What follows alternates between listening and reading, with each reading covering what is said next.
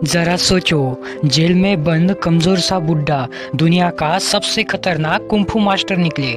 मेरा नाम है श्रीशांत और आप सभी का स्वागत है एक्सप्लेनर श्री में। तो कहानी की शुरुआत होती है सदियों पहले, जब चाइना में शोंग वंश का राजा था। एक दिन उनके राज्य में दी जाति के लोगों ने हमला कर दिया। उन्होंने अपने जोरदार हमले से जल्द ही साउंड फौजियों का हौसला गिरा दिया।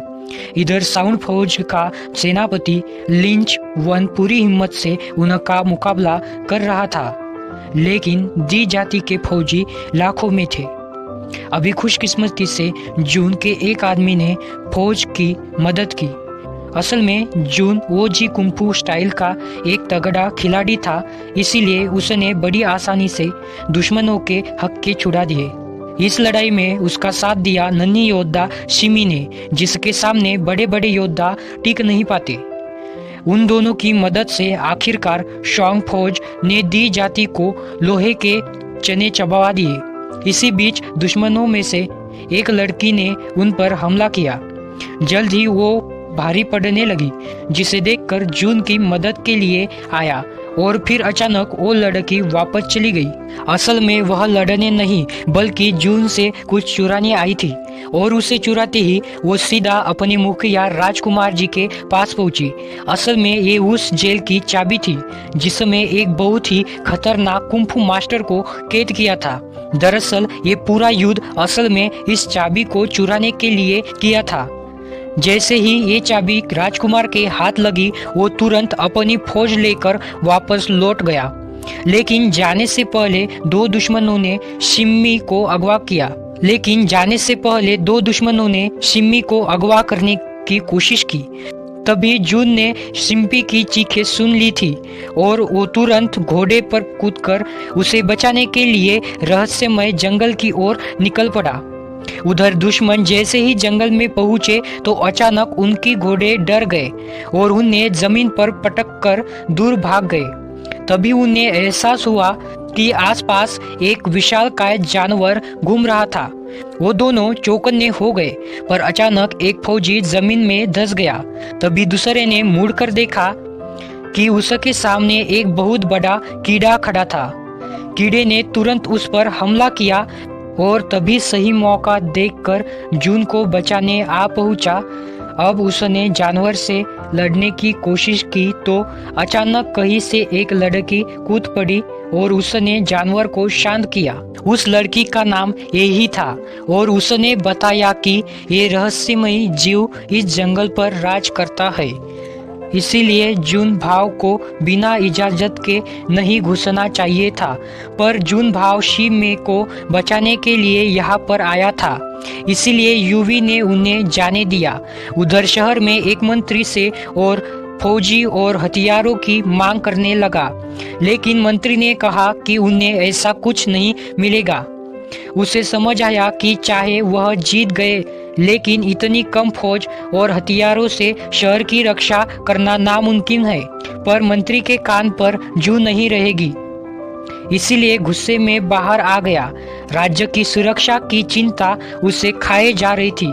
खैर, फिर जून भाव ने उसे शराब पीने के लिए बुलाया। देख भाई, टेंशन तो रहनी ही है, लेकिन सेलिब्रेशन भी तो जरूरी है। असल में वो दोनों बचपन के दोस्त थे और फिर जून मार्शल आर्ट सीखने चला गया और फौज में भर्ती हो गया। अब भी चाहता था कि जून जैसे योद्धा फौज में भर्ती होकर राज्य की रक्षा करे, लेकिन जून ने इससे साफ इनकार कर दिया, क्योंकि उसे चंद पैसों के लिए किसी राजा के लिए अपनी जान देने में कोई खास इंटरेस्ट नहीं था।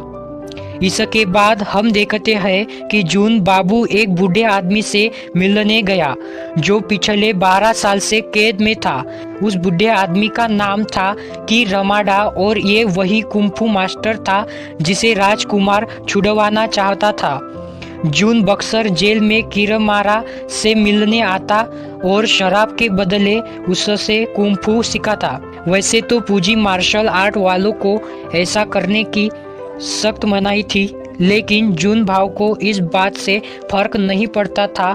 जल्द ही वो जी दल के नए मास्टर को चुनने के लिए मुकाबला होने वाला था और जून को यकीन था कि अगर उसने 2 अलग अलग कुंफू स्टाइल को मिला दिया तो वो मुकाबले में उसके सामने कोई नहीं टिक पाएगा। आखिरकार मुकाबले का दिन भी आ गया और एक योद्धा ने सभी विरोधियों को हरा दिया।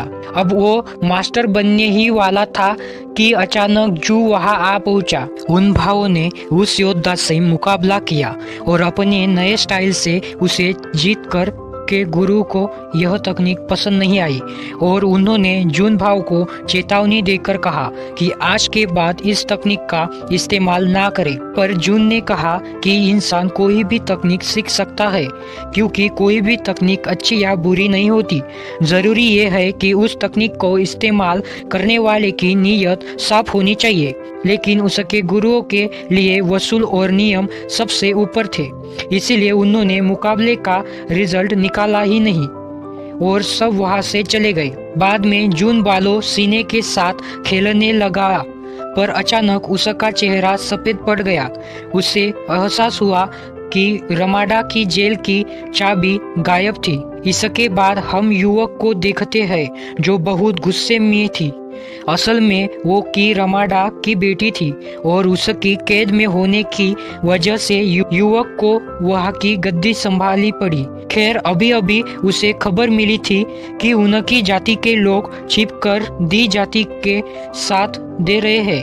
तभी अचानक राजकुमार दी की सेना वहां आ गई और उन्होंने युवक की तरफ दोस्ती का हाथ बढ़ाया ताकि वो दोनों मिलकर पूरे राज्य पर कब्जा करें। इसके बदले में राजकुमार उसे की रमाडा की जेल की चाबी देने को तैयार था, लेकिन युवक ने उसका साथ देने से इनकार कर दिया। ऐसा करते ही राजकुमार के एक आदमी ने युवक पर जानलेवा हमला किया। युवक के साथी जानते थे कि जहर से युवक की 3 दिन में मौत हो जाएगी, लेकिन कोई भी उसकी मदद करने के लिए आगे नहीं बढ़ा, क्योंकि सभी पहले ही राजकुमार से मिल चुके थे। उसको एहसास हुआ कि वो अकेले इन सब का मुकाबला नहीं कर सकती, इसीलिए वह वहां से भाग निकली। अगली दोपहर जून बाहर रोज की तरह घूमने निकला था तो अचानक उसकी नज़र पेड़ के नीचे बेहोश पड़ी। जहर फैलने की वजह से उसकी हालत बहुत नाजुक थी। खुशकिस्मती से एक जून भाव के पास वो जी दल की कुछ खास गोलियां थी जो दुनिया की किसी भी जहर को काट सकती थी। उसने तुरंत से गोली युवीर को खिलाई और जल्द ही उसके शरीर से जहर का असर खत्म हो गया।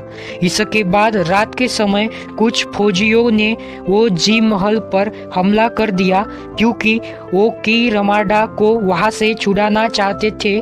वो जिदल में ऐसा कोई योद्धा नहीं था जो इतनी बड़ी फौज का मुकाबला कर सके, इसीलिए वो बड़ी आसानी से की रमाडा को रिहा करके ले गए। उसी समय जून भाव युवक के साथ बैठा बातचीत कर रहा था। अचानक वहां आकर उसे हमले की खबर दी, लेकिन जब तक जू भाव वहां पहुंचा तब तक बहुत देर हो गई थी। उसने देखा कि चारों ओर लाशों के ढेर थे और वहां कोई भी जिंदा नहीं बचा था। तभी उसकी नजर अपने गुरु पर पड़ी जो अपनी आखिरी सांस ले रहे था। गुरु ने उसे वापस बुलाकर विजय दल का नया मास्टर बनाया और कहा कि अब तुम्हें और शी में कोई वो जिदल की परंपरा को आगे बढ़ाना है। आखिरकार जून में वहां से निकल पड़ाई और उधर किरमारा रिहा होने के बाद अपनी बेटी युवीर से मिला। उसने अपनी बेटी को घर वापस चलने को कहा, लेकिन यूएन ने उसकी बात मानने से इनकार कर दिया। उसने की रमाडा को बताया कि कैसे उनके साथियों ने जरूरत के समय यूअर को धोखा देकर राजकुमार से हाथ मिला लिया। यूअर का मानना था कि वो लोग सिर्फ की रमाडा की शक्ति का इस्तेमाल करना चाहते थे, लेकिन की रमाडा को इस बात से कोई फर्क नहीं पड़ता था। उसे बाकी के 8 मार्शल आर्ट्स दलों से बदला लेना था। इन्होंने 12 साल से उसे कैद में रखा था। इसके बाद किरमारा अपने अड्डे पर लौट आया और तभी वहां दी जाति के कुछ नकाबपोश आदमी पहुंच गए। वो बाकी के 8 दलों को हराने में की रमाडा की मदद चाहते थे और अब की रमाडा उन्हें इनकार भी किस मुंह से करता। आखिर उन्होंने ही तो उसे जेल से छुड़वाया है। लेकिन किरमारा ने अचानक अपनी तलवार से उस आदमी पर वार किया और उस आदमी ने बड़ी आसानी से तलवार मोड़ दी। उधर जून भाव भी अपने साथियों और गुरु की मौत का बदला लेने के लिए बाकी के 8 दलों के गुरु से मिलने पहुंचा, लेकिन किसी ने भी उसकी बात का जवाब नहीं दिया। असल में उन सबको किरमारा ने पहले ही मार डाला था और अचानक से वो जून के सामने आ गया। उसे देखकर जून भाव गुस्से से भर गया और दोनों के बीच जबरदस्त लड़ाई हुई। आखिर में जब जून भाव हारने वाला था तो यूएन वहां आकर की माला को बताया कि जून ने ही उसकी जान बचाई। ये सुनकर किरमारा ने उसे छोड़ दिया और जैसे ही वो जाने लगे तो अचानक नकाबपोश आदमी ने उसका रास्ता रोक लिया। अब किरमानी ने डटकर उसका सामना किया, लेकिन कुछ ही पलों में ही वो हार गया। इसके बाद जून ने भी उस आदमी से मुकाबला किया, लेकिन वह भी उसके सामने टिक नहीं पाया। लेकिन वो उसका नकाब हटाने में कामयाब रहा और जैसे ही उसका चेहरा सामने आया तो होश उड़ गए। ये कोई और नहीं बल्कि उसका खास दोस्त था। तब ये खुलासा होता है कि लीन ही युद्ध में चाबी चुरा कर लड़की को दी थी। तो उसने ऐसा इसलिए किया क्योंकि देश के सभी मंत्री करप्ट हो चुके थे और किसी को भी सैनिकों और आम लोगों की जान की परवाह नहीं थी। खैर, अब उसने जून को अपने साथ मिलकर पूरे देश पर राज करने का मौका दिया, लेकिन जून ने साफ इनकार कर दिया क्योंकि लीन ताकत की चाहत में अंधा हो चुका था। मेको भी उस पर बहुत गुस्सा आया और उसने लीन पर हमला कर दिया, लेकिन लीन के एक ही वार से वो बुरी तरह जख्मी हो गई। ये देखकर अब जून पर टूट पड़ा, लेकिन उसकी लाख कोशिश के बाद भी वो खरोच तक नहीं आई। तभी की रमाडा को समझ आया कि इस हैवान से जीतना आसान नहीं है। इसीलिए उसने जंगल के उस विशाल जानवर को आवाज देकर बुलाया और जून और यूवर को उसके साथ सुरक्षित जगह भेज दिया। फिर उसने अकेले उसका सामना किया और आखिरकार उसी के हाथों मारा गया। उधर जून बाहर तो आ गया था, लेकिन तब तक जहर शीमे के पूरे शरीर में फैल गया था और उसने जून की बाहों में ही दम तोड़ दिया। अंदर से टूट गया और उसने भारी मन से शिव दफन किया। अगले दिन वो गम में बैठा था कि अचानक दुश्मन फौज के 2 योद्धा उस पर हमला करने आ गए।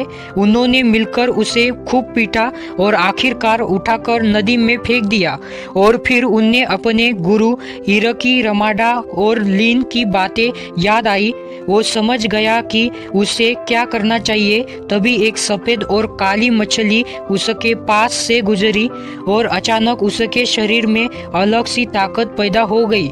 अचानक उसकी आंखें खुली और उसने बाहर आकर अपनी नई शक्तियों से दोनों दुश्मनों को मार डाला। उधर राजकुमार लीन के काम से बहुत खुश था। उन्होंने बड़ी चालाकी से बाकी के 8 मार्शल आर्ट्स दलों का भी खात्मा किया और राजकुमार बाकी देशों पर हमला करने की तैयारी में था, पर लेन को उसका सेनापति बनने में कोई दिलचस्पी नहीं थी, बल्कि वो तो खुद पूरी दुनिया पर राज करना चाहता था। अचानक उसने वहां मौजूद सभी योद्धाओं को मारकर राजकुमार पर हमला कर दिया। लव यू यार और जून भी वहां पहुंचे और उन्होंने लीन को सुधारने का एक आखिरी मौका दिया, लेकिन उसने उनकी बात न सुनकर उन पर हमला कर दिया। उनकी लड़ाई के बीच एक बार फिर से वो जानवर आ गया और तब लीन को एहसास हुआ कि जून भावो पहले से काफी ताकतवर हो गया था। अब उसे भी अपनी ताकत बढ़ानी थी, इसीलिए वो अचानक जानवर पर कूद गया और उसके दिल पर हमला करके उसका दिल ही निकाल लिया। उसका मानना था कि इस रहस्यमय जानवर के दिल को खाकर वो ताकतवर हो जाएगा, लेकिन ऐसा कुछ भी नहीं हुआ और जून ने उसे बुरी तरह से हरा कर मार डाला। अंत में जून भाव और यूएन ने एक दूसरे को अलविदा कहकर अपने अपने रास्ते निकल गए। यूई ने शांति का जीवन चुना और जून वो जिदल को आगे बढ़ाने के लिए पहाड़ों की ओर निकल पड़ा। तो ये कहानी आपको कैसी लगी मुझे नीचे कमेंट में जरूर बताना। तो मिलते हैं नेक्स्ट वीडियो में, तब तक के लिए बाय।